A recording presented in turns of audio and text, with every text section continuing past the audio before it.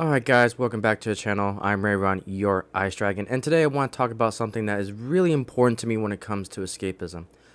This particular show, it wasn't really a show, it was more of a group of shows that was collected onto one group.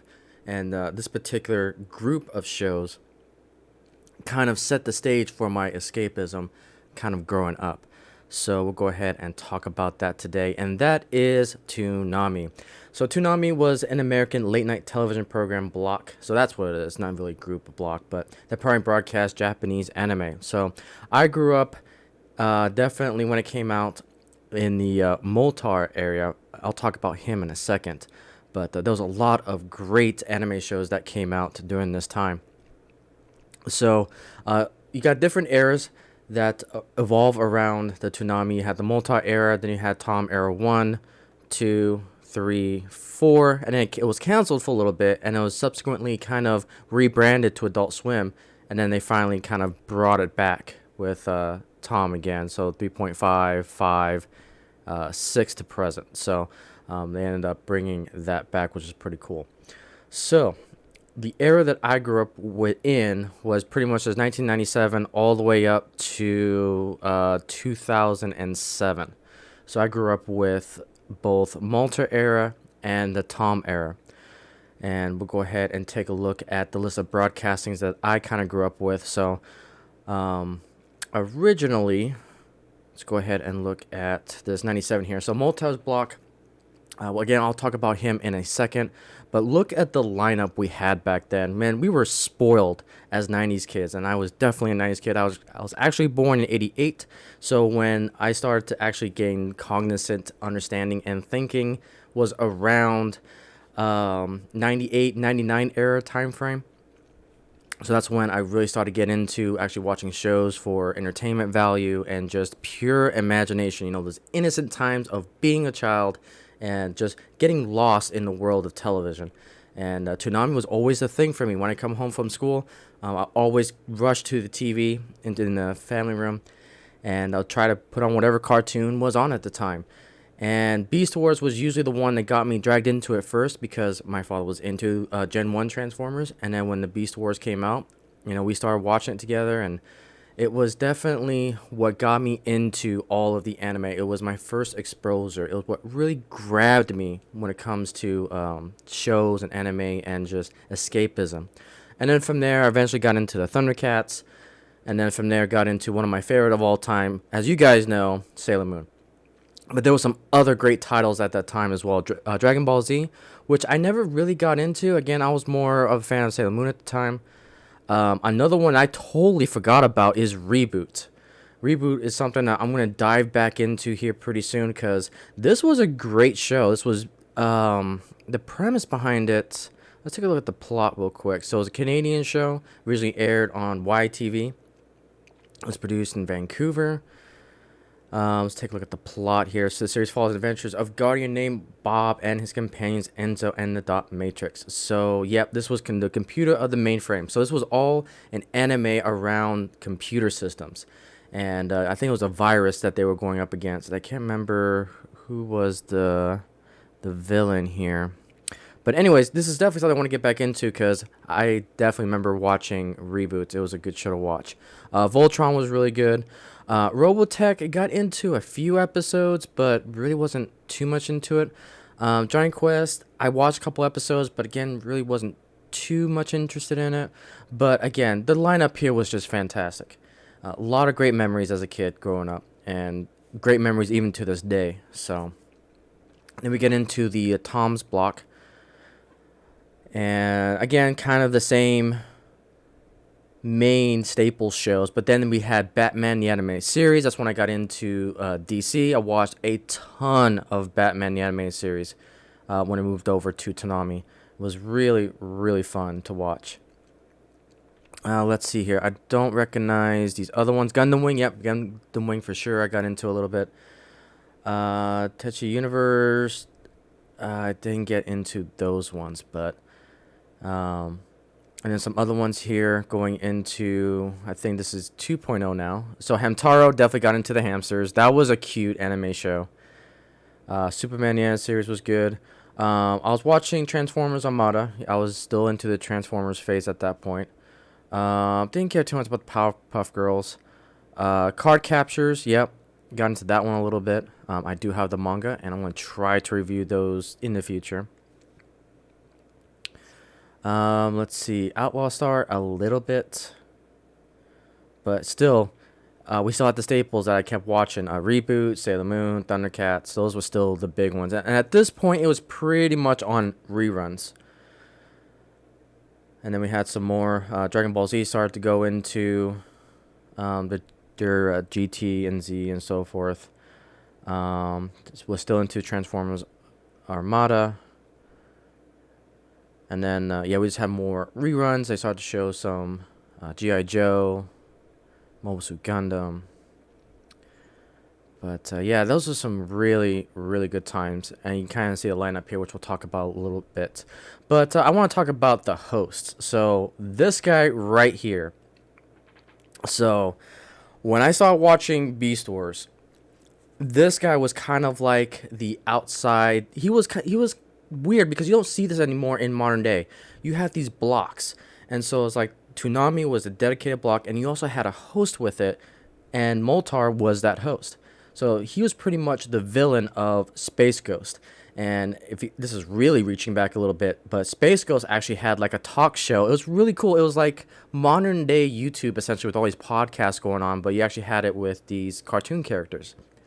So you had Space Ghost Coast to Coast. And it was kind of a parody of the Late Show and the Tonight Show and all these other talk shows on the main television networks. But anyways, you had Moltar, who was actually the host, and he did do a few reviews. He tried to do Hot Shot Golf. He did Metal Gear Solid, and this one, and he just did a simple review. It was really like very early YouTube a little bit. It was kind of interesting to watch that develop. But it was always, when I saw this guy, I knew there was going to be a good show on, regardless. And it's like, I remember when he was introducing Beast Wars, introducing Sailor Moon, introducing Voltron, it was always similar with this guy. He was definitely the icon for Toonami. And then as they retired him and went into the next phase, Tom basically took over the hosting role, and you can kind of see his evolution a little bit. And Tom actually stood for Toonami Operations Modular, or Modular, is the second current host of Toonami. So you can kind of see his evolution here.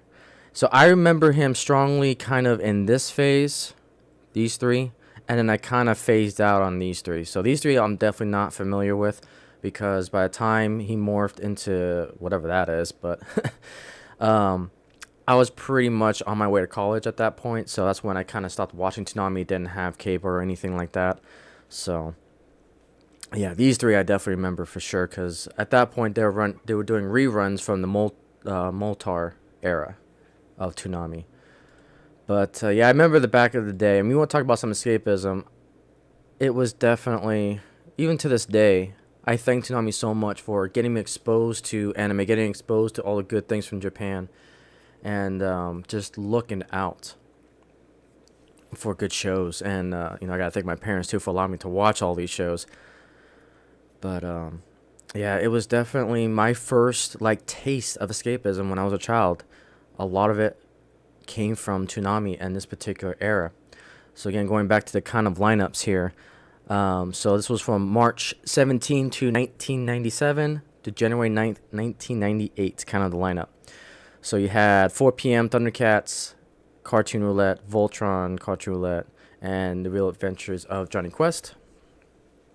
And then going on to 1998. So this was when I really started to watch the shows religiously, because I remember coming home. Beast Wars hasn't come out yet. But I started to pay a little more attention because I was starting to watch the Real Adventures of Johnny Quest a little bit.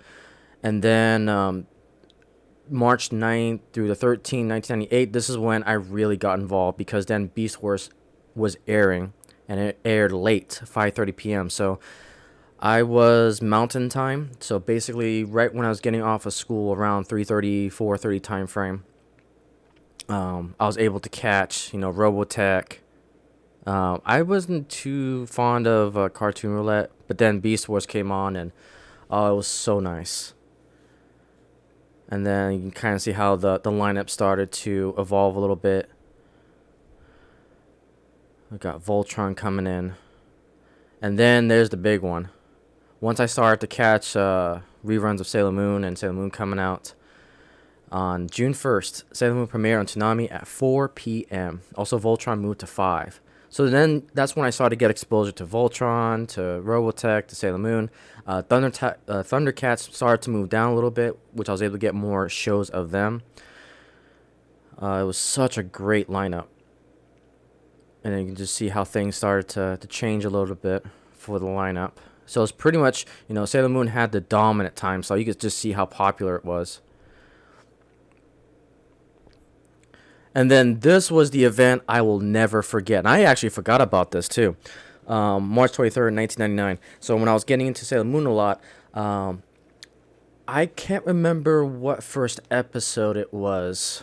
I think it was when Mars was discovered was the first episode I watched.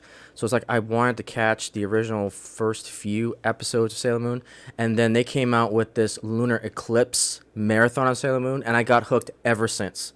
This was the day, and I barely remember it, that when I came home from school, there was just a huge... So I came home around 4:30 time frame, and I was able to catch a whole bunch of episodes of it. And I'll never forget it. This was the day that I really got, like, this was my favorite anime of all time, when they did this marathon. It was great. And then they had a DBZ lineup. And then DBZ was starting to get more popular. And kind of went back and forth a little bit. Sailor Moon reboot DBZ, DBZ. You can just see the lineup here. And then 2000 happened. So March 27th, Thundercats replaced the lineup from 4 p.m. replacing Sailor Moon. And then they went to Ronin Warriors. This is where I think when Sailor Moon kind of fell out of the lineup, it was a little bit more difficult to watch it. And then they had their next marathon, so the full cycle.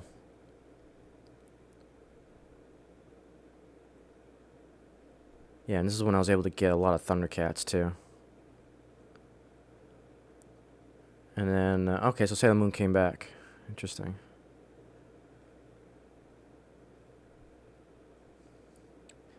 Yeah, these lineups, man, they were so good. Sailor Moon reboot, DBZ, Gundam Wing, Techimeru, and Batman the Animated Series. I mean, all of these were good. All of these were good. You just don't get stuff like this anymore. These type of lineups. I mean, granted, you can get it on demand nowadays. But I miss... Sometimes there's just something retro about going to TV Guide or going to the TV Guide channel and looking up when these shows came on. You know, the struggle of wading through countless minutes and seconds trying to see when the next rotation of your favorite channel is going to be. Obviously, mine was Cartoon Network with Toonami at the time. But there's just something about it, you know. It's just weird that entertainment is on demand now. On demand. More of the lineup here in 2000. So I was in junior high at this point. And I was still loving it.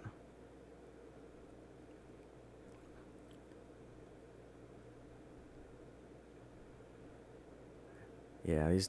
Oh, man. It's just the memories. You know, seeing Reboot, Sailor Moon, Batman, Gundam Wing. This was the prime time. This was the prime time. But, yeah, Toonami definitely had some of the greatest shows. It was really, really good. And even to this day in 2021, a lot of these shows still stand the test of time. Now, they may have aged quite a bit, depending on the voice actors and so forth, because, again, there's still some issues with Sailor Moon I have with in the 90s that, you know, they changed voice actors of Serena from, I think, first and second season to the third season. They changed voice actors, and it drives me nuts. But the fact that it is still the same story from the manga onto Crystal. Amazing. And then Thundercats, unfortunately, stick with the 90s Thundercats. Don't try to do the Thundercats Go that they've done. It really saddened me when they morphed it into modern day Cal art style. So unfortunately, it bit the dust a little bit. Same with Voltron. It didn't get the Cal art mentality, but did get a little bit more of Netflix anime, which I heard was pretty good. But again, I still prefer the original Voltron. It's a really, really good show.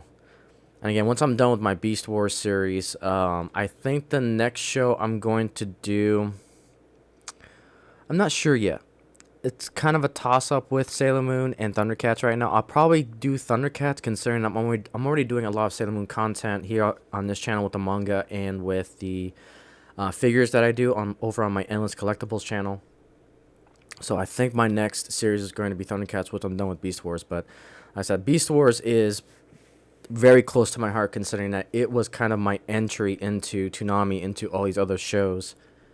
So yeah, can't go wrong. And then just right down memory lane with Moltar and with Tom here. So yeah, that is Toonami, and that is the wonderful 90s era that I kind of grew up. So yeah, I just wanted to share that with this particular video, that Toonami is near and dear to my heart, that I wanted to just share a little bit of that with you guys. You know, I'm always all about escapism, and this is the root of it. This is where my escapism started. It started with Toonami. It started with Beast Wars, Thundercats, Sailor Moon, Gundam Wing, DBZ. It started with all those, and Toonami was where it was at back then, in my opinion. So with that, guys, thank you so much for going down this memory lane with Toonami.